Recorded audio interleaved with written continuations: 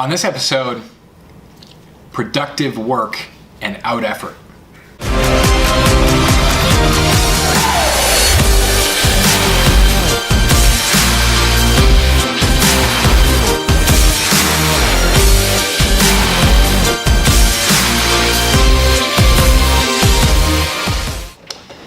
Hey everybody, this is the Quarter Show. We're talking about productive work and out effort. And I cannot tell you how often this is to entrepreneurs, this is to managers, this is to salespeople. You know, when you look at your day, you have to challenge yourself and constantly ask yourself, am I doing productive work? Am I making productive phone calls? Is this a productive email? Right? Am I taking productive actions at all times? And always challenge yourself. You need to be going from productive action to productive action. And think about it from a standpoint of, is this productive? Am I spending my time productively? And I think when you start challenging yourself and you start assessing your day and kind of look at it, like, you'll find that there's a lot of actions in there that are not productive.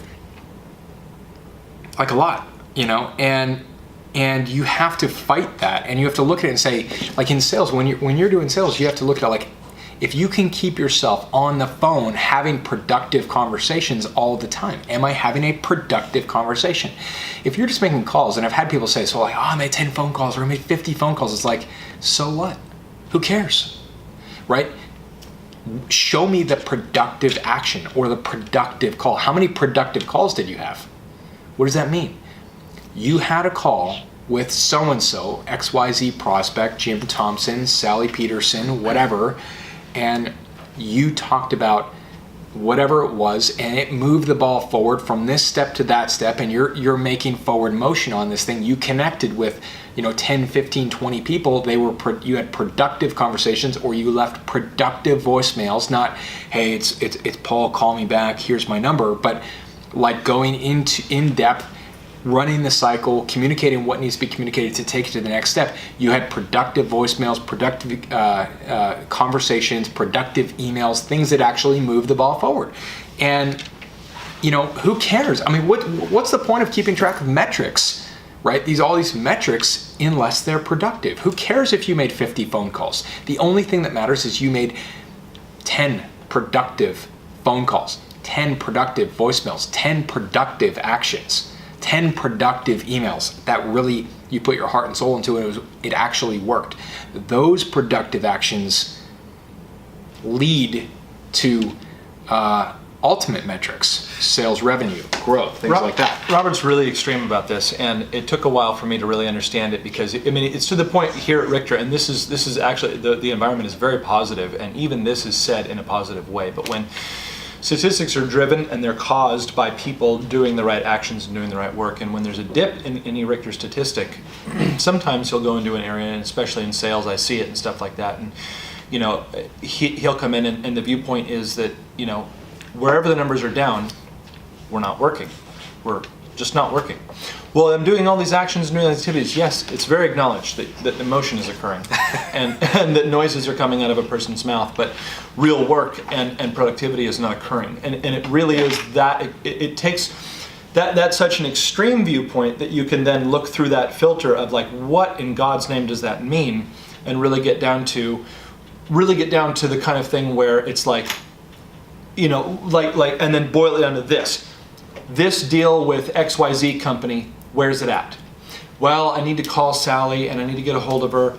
Good. What exactly are you going to say to Sally when you reach her? Well, I'm not sure, because our last conversation, right, see, it goes into this non-productive general vagueness. Yeah, that's a bunch of baloney, right? Yeah. Right, and so the viewpoint is very much like I have there's a great salesman who started here recently. He's going to do awesome. He's closed a great deal today. He's going to do even better and better.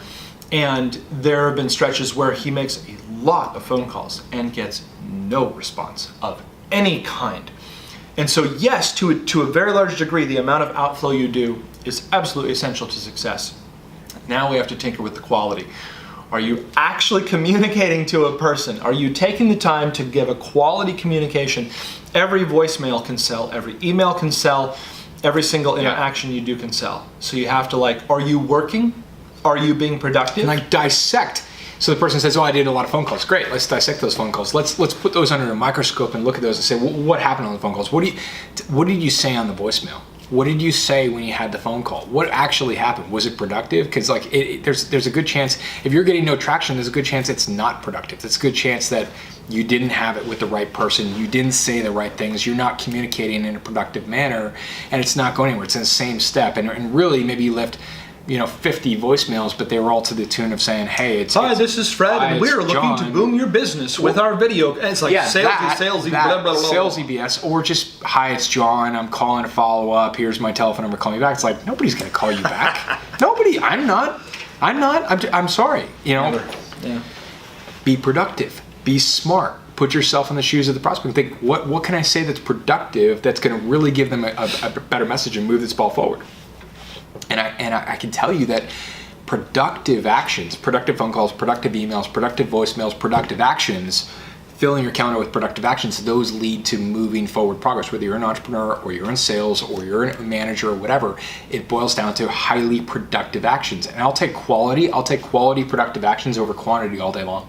I will, absolutely, right? Now, taking a step from there, I've got 2 topics I want to cover. Moving over and sort of dovetailing this in, I mentioned out effort. And the thing I want to say there is this. And I was talking to one of my sales guys today, and he was saying, "Oh, I feel a little bit bugged. Oh, I'm a little stuck or whatever."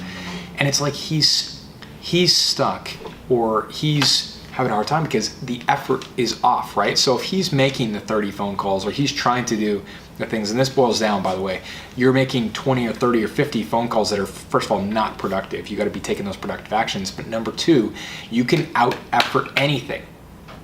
I don't care what obstacle you get stuck in. I don't care what barrier you have in your company. You can out effort any situation, barrier, problem, whatever that comes up, whether it's sales or you're an entrepreneur or it's manager or whatever. Anything that comes up, you can out effort 100%. And most people, when they run into barriers, if there was a basketball net from here and 12 yards away from me, and I take a basketball and I keep tossing it 6 yards out, yes, I'm throwing a basketball. Yes, I'm making effort, but it's 6 yards short every single time. And I could tell somebody, well, I'm working, right? I'm throwing the basketball. It's like, true, you are working and you are throwing the basketball. But you are not applying the correct effort to actually make it to the net, right? And you can out effort any situation. You only have to push beyond. You may think the effort means, hey, I need to make 20 or 30 phone calls or 40 productive actions, when in fact it may take 90, right? And if you're ever stuck and you're ever in a rut or whatever, you need to go straight to effort. Don't worry about what's going on with the prospect. Don't worry about why people haven't gotten back to you. Don't worry about anything at all. Just out effort, right? Just work at a level that is just taking productive actions at an enormous level and out effort in it until it breaks loose and you get that one trickle in. You get that email, you get the phone call here, you get the person that looked at the proposal, you get the other thing, you get the text message that came back, you get the guy who accepted your LinkedIn connection, right? And you hit that turning point and you start to get traction, right? You out effort and you keep your head down and you don't look up until you've gotten to that point, until you get to that trickle. And then you expand on that trickle. And this is not a small thing. I mean, this kind of thing where you take yourself by the scruff of the neck, it can sound like, it can look like, when we look around, at different business people and successful people, it looks like it's a rare individual who can do this kind of thing. But it doesn't take an exceptional individual, it takes an exceptional decision. Most of the time, most of us through most of our lives, like it or not. We need that in quotes. Yeah, it doesn't take an exceptional individual, it takes an exceptional decision. An exceptional decision. Yeah. I like that. Yeah. Hopefully the quote shows up. But it doesn't take an exceptional individual, it takes an exceptional decision. And here's the thing. In a lot of ways, most of us are pushed about by life and blown about, and we sort of go where the wind blows to a large degree. decisions are based on, the stimulus that comes in and different things that come in. But to perform this kind of action and to actually rise up to that amount of effort needed to get things done, it requires a full decision and a total ignoring of reasons and ignoring of past and losses and other things. And it takes you have to actually just make your body go for no reason at all. The self-motivation is a very, very strange thing. And to rise up to that level, it requires no reason of any kind and just going about it and just for your own sake or for your own excitement or for your own game or for anything going on inside of you, you just make it happen. Yep. And it really is, it's that self-impetus, and it's a very strange thing, and every single person can do this, and practically no one does, and that's why we think it's exceptional people that do it, because it seems to be this very rare spark. This that rare happens. quality, but people generally don't. They'll instead get stuck in the, it's just slow, it's quiet, nobody's getting back to me. It's like, and they'll just stew on it, right? They'll just stew on that whole thing and just get stuck in the morass of it. And it's just like, who cares? So what? Okay, it's quiet. Nobody's getting back to you. Fine, good. Thank you for telling me that. Let's keep going. Out effort it, right? Yeah. Start taking more effort and realize that you're taking basketball shots and you're throwing it 6 yards. And just know that you actually need to throw it 12 yards and you're factually not throwing it far enough. And when you break it down to that simple level, you realize that this is just an effort game, and there's nothing wrong with effort games. Sometimes you can be tactful, sometimes you can be more strategic or whatever, and sometimes you just need to be effort, right? You just need to out-effort things and just push your effort game. And I'm telling you right now, in any economy, good or bad, any situations, good or bad, you can out-effort anything. Don't be lazy, don't be lazy, and just really say, be honest with yourself. Is my effort at the right level? Am I actually out-efforting this thing? Richter started in 2008 with just him and his business partner, a Rolodex, and a couple of laptops. Yeah, if you don't think that was out-efforted. There was 6 times in this company where it was like, 6 times in this company where things could have gone really poorly. We bootstrapped the company and things like that. Things could have gone really, really, really poorly. And it was, I can tell you right now that it was the out effort. It was me out efforting and me getting other people to out effort that took us through that. And I can't chalk it up to any other thing. Yeah. Other than just sheer determinism, sheer will. Basically. Yeah, because everything in the environment's saying fail. You're gonna. Everything's this is dangerous. This is the end of it, and then you're like, wrong, and then you chuck the basketball.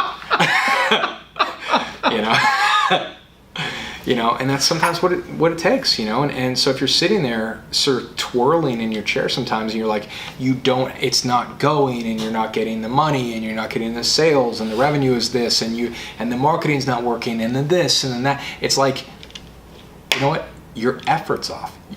You need to out effort it. You need to drive your effort harder, faster, and bigger. You need to out effort it, right? And take the out effort and take very productive actions, productive work, productive phone calls, productive emails, productive everything in a productive manner. Don't do wasteful BS actions.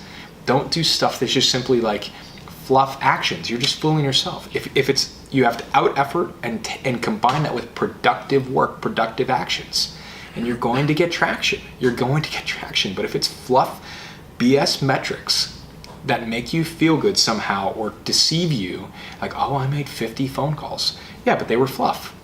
They were just total fluff. And you just made a little tick mark or something. Yeah. I'm talking about how many productive actions did you take and how have you out effort? What effort are you applying? What have you done on the effort scale? Yeah. Right? You take those 2 things and you can't be stopped. You do those 2 things and you're going to win. Okay? That's all we have. Good show. Good show.